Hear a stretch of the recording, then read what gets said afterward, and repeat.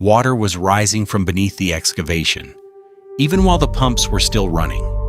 Inside this enormous offshore shaft, one invisible pressure threatened to stop the entire operation. Instead of digging faster, engineers slowed the work and began controlling the groundwater itself. To understand why, we must look beneath Tokyo Bay and then return to where the project began. Inside the engineering room, the crossing was broken into separate systems, each solving a different problem. A tunnel would cross the Western Bay, 2 artificial islands would divide the work, and a bridge would finish the route. The alignment linked Kawasaki to Kisarazu while passing beneath one of Japan's busiest marine corridors. This hybrid solution worked on paper, but first, engineers had to understand the ground beneath the water. Before construction, this corridor was open water, crossed continuously by ships serving Tokyo's industrial coastline. Survey vessels began mapping water depth, seabed contours, and the precise path of the future crossing. Offshore drilling barges were then positioned along the route to investigate what lay beneath the bay. Drill strings passed through the water and penetrated deep into layers hidden below the seabed. Each recovered soil core gave engineers a physical record of the ground at that exact location. The investigation revealed thick deposits of extremely soft, water-saturated marine clay.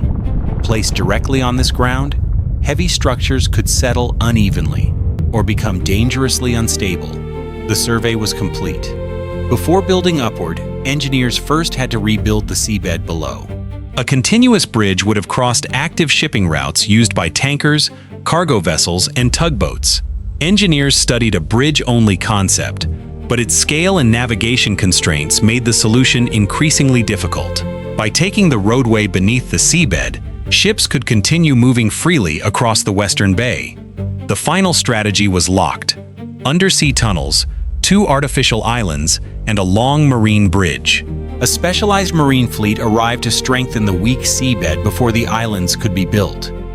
The first sand compaction pile rig aligned a heavy steel casing above the treatment point. The casing penetrated the soft clay, opening a path deep beneath the natural seabed. Sand was fed through the casing from large material barges operating beside the rig. As the casing rose, powerful vibration compacted the sand into a dense vertical column. Repeated across a wide grid, these hidden columns gradually strengthened the offshore work zone. Other areas required deep mixing machines capable of changing the clay itself. Multiple rotating shafts descended into the weak ground, while the marine platform held them precisely vertical. Cement slurry was pumped downward and blended directly with the saturated clay. Below the seabed, treated soil cement columns formed beside areas that had not yet been improved. When monitoring exposed weaker zones, engineers added further treatment instead of accepting uneven performance. Once verification was complete, the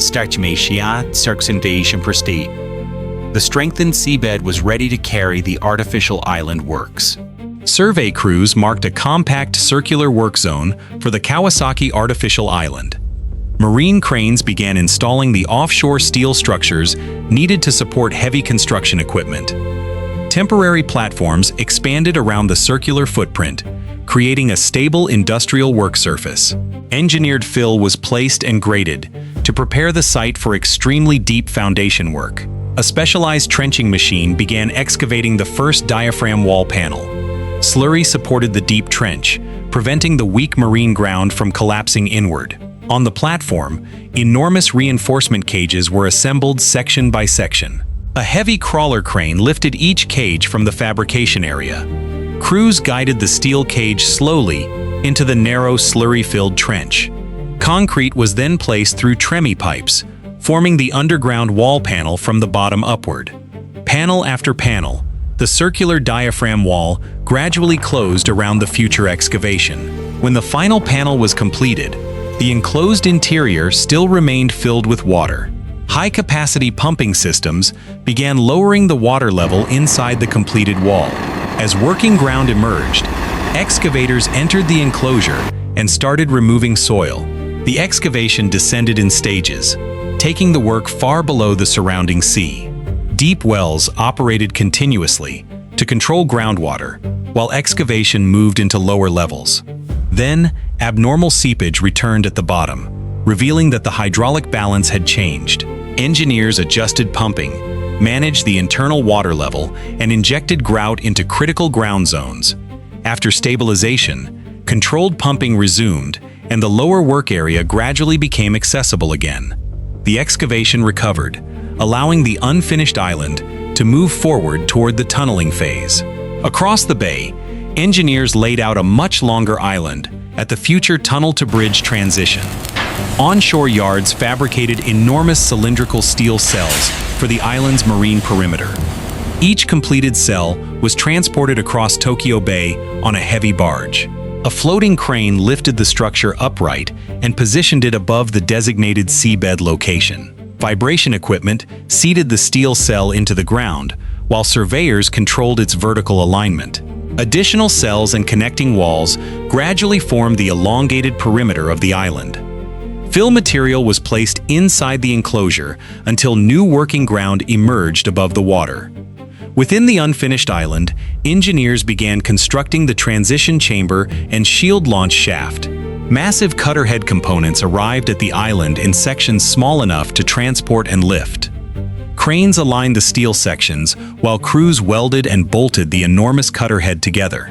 Cylindrical shield modules were assembled behind it, forming the pressure-resistant body of the machine.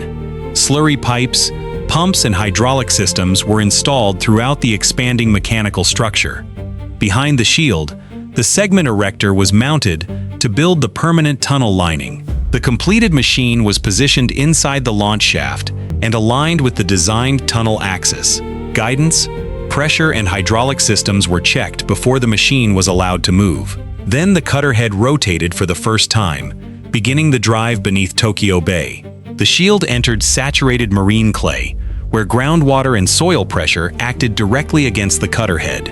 Inside the sealed chamber, pressurized slurry balanced those forces and stabilized the tunnel face. Excavated soil, mixed with slurry, was pumped away through large pipelines running behind the machine. Hydraulic jacks pushed against the completed lining ring, advancing the entire shield forward. Meanwhile, another precast concrete segment was transported toward the rear of the machine. The mechanical erector lifted, rotated, and positioned the heavy curved segment. When the final piece entered the gap, one complete reinforced concrete ring was formed. Excavation, pressure control, shield advance, and segment erection repeated as one continuous industrial cycle. Ring by ring, the tunnel extended farther beneath the bay, while the cutter head continued forward. When clay conditions changed, pressure readings warned operators before the tunnel face became unstable. Slurry pressure and advance speed were adjusted until the excavation chamber returned to equilibrium. But the saturated ground created another problem. Buoyancy could push the completed tunnel upward. Temporary steel beams, rails, and counterweights were installed to resist that hidden lifting force. With pressure and buoyancy controlled, the drives continued steadily toward their underground meeting points. Across two parallel bores, 8 shield machines advanced toward 4 separate underground connection zones. At each rendezvous, 2 machines approached from opposite directions through water-saturated ground. Survey teams repeatedly checked horizontal position, elevation, and the remaining separation between the drives. Small probe borings confirmed the cutter head locations and tested the ground lying between them. Final steering corrections moved the shield only slightly before it stopped at the designed position. The 2 cutter heads now faced each other across a remarkably thin barrier of soil. Freezing pipes began circulating coolant around the connection zone to stabilize the saturated ground. The frozen mass expanded gradually, forming a controlled barrier against soil and groundwater movement. Inside the stabilized zone, crews carefully removed the final ground separating the 2 tunnel drives. The connection was complete, but the continuous tunnel still remained a raw construction environment. On the Kisarazu side, marine construction teams established multiple work fronts along the future bridge alignment. Large fabricated steel piers were carried offshore aboard heavy transport barges. Floating cranes lifted each pier, and positioned it precisely within the deeper water section. In shallower water, reinforced concrete piers rose through successive stages of rebar, formwork, and concrete placement. Surveyors checked every completed pier for position, elevation, and vertical alignment. Only after the full pier network passed inspection could superstructure erection begin. In fabrication yards, steel plates were welded into massive hollow box girder units. Each completed girder block was transferred onto a specialized marine transport barge.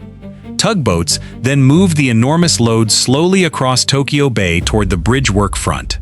A floating crane raised the girder from the barge under tightly controlled lifting conditions. The suspended block was lowered carefully toward bearings mounted on the completed piers. Repeated heavy lifts extended the bridge across the bay, while major gaps still remained ahead. After erection, instruments detected subtle wind-induced vertical vibration within the steel superstructure. Engineers installed tuned mass dampers inside the box girder to counter the unwanted motion. Inside the tunnel, crews installed the road deck, drainage systems, cable routes, and technical service spaces.